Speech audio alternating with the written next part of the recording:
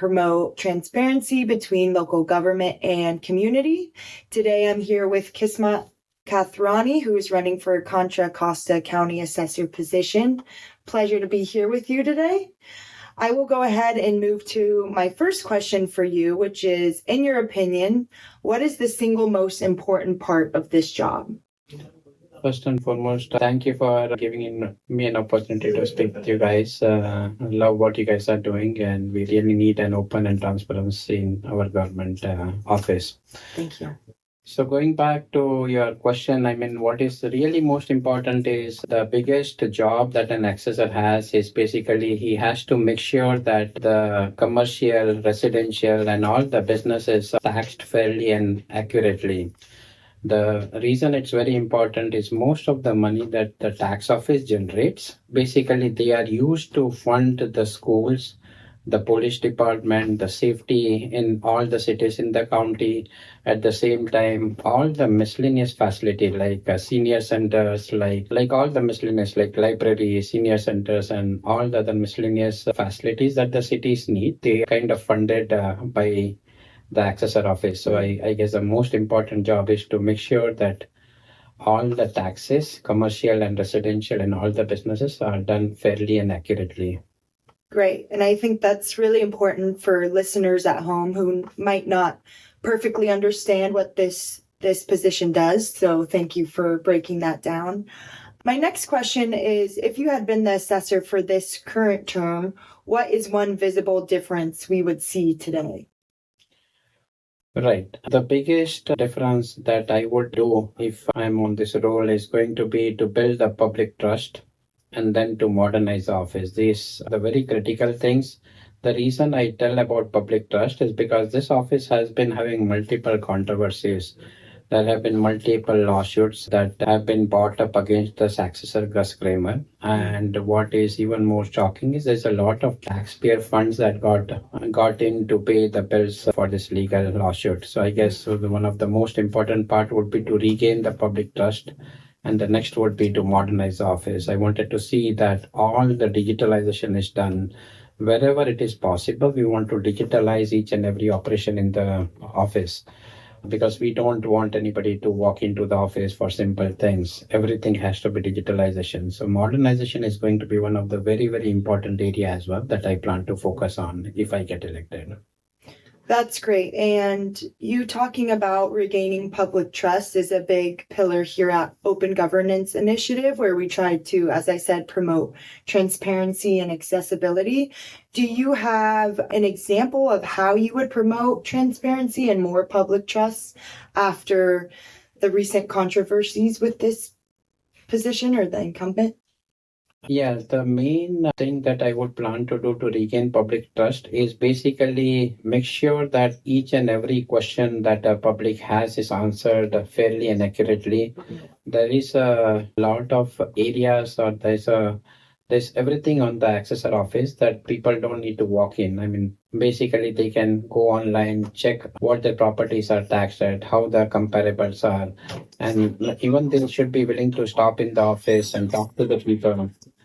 I plan to make sure that the customer service is there pretty much. I plan to do 24/7 if it is possible, given the budgets that we have. But if I would have that kind of budget, I would like to put that as a priority and make sure that we are doing everything possible so that people get to know how the taxes are assessed, where the funds are going, or mainly they get to answer every question, because supplemental tax bill that comes in, and a lot of time people are like, what is this tax bill for? So I want to make sure each and every section is addressed online, as well as there has to be a way that they can call and speak to somebody as quick as possible. At the same time, I'll try to make sure that the appeals that are taking about 2 years take a lot less than that. People get to re-access their property and get the tax back if they could, or at least they get to know the answer why they are taxed accordingly. Great. And I know you also talked about modernizing technology as a big part of your goals. And as the founder of InfoWay Solutions, how do you think your background in tech and business will help you modernize the assessor's office? Right. So, going back to that, I've been in tech space for about 25 years. I actually started my career into technology since 2000. I've been working in the tech space. So, I have about 25 years in the technology and domain expertise. At the same time, I've been running my business for about a little over 18 years now, wherein we support, I'm like a tech entrepreneur. So, I support most of the tech enterprise. I mean, like we support some of the very large name on the tech side. We do a lot of enterprise projects for them. We make sure that anything that is something that could be done using technology is implemented. So we work with some of the very large name in Bay Area, kind of like Apple, Walmart, and different tech businesses, wherein we support on the digitalization initiative. So we make sure that there's every possible place where we could optimize using technology. We do that for this corporation. And since I've been doing this very large enterprise level projects for this larger customer, I plan to bring the same expertise and put it to the public office. I plan to use the tax dollar very wisely and very efficiently. Great.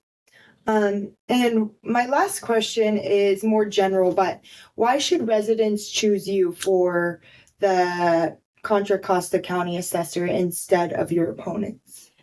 Right. So basically, I bring the leadership experience. None of my opponent carry that. I've been running and creating jobs for about 18 years now, 18 to 19 years now.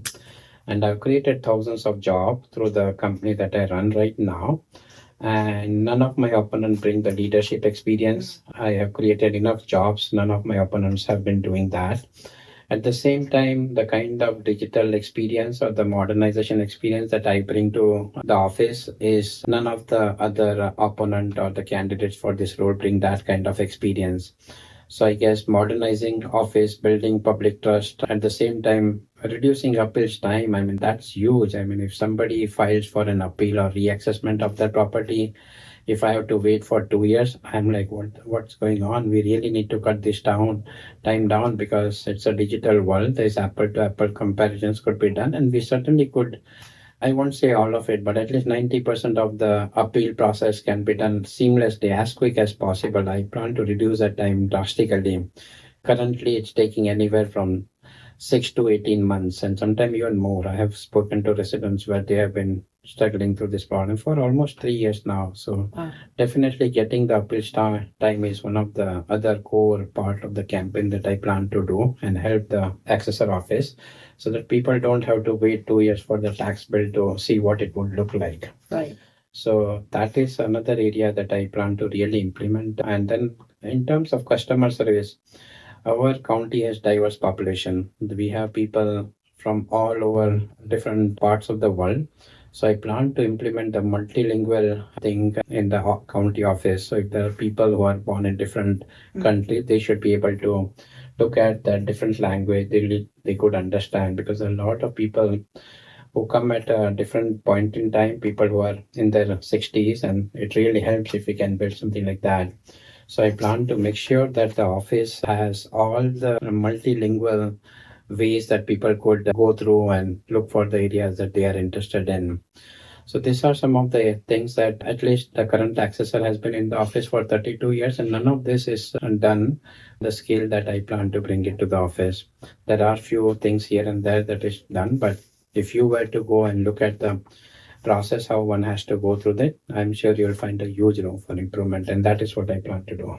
Great. Yeah. Well, I know in an increasingly busy and diverse world, everything you brought up will be very important to voters listening at home. And I'm finished with my questions, but do you have any last things you want to add to people listening at home? Yeah, so one of the things I would like to say is since the office has been running by the same management for almost 32 years now, I think it's a high time that we need to have a different voice in the office. At the same time, I think we being in the digital world, especially in the Silicon Valley, I think that should be the core push for the gradation of the technology.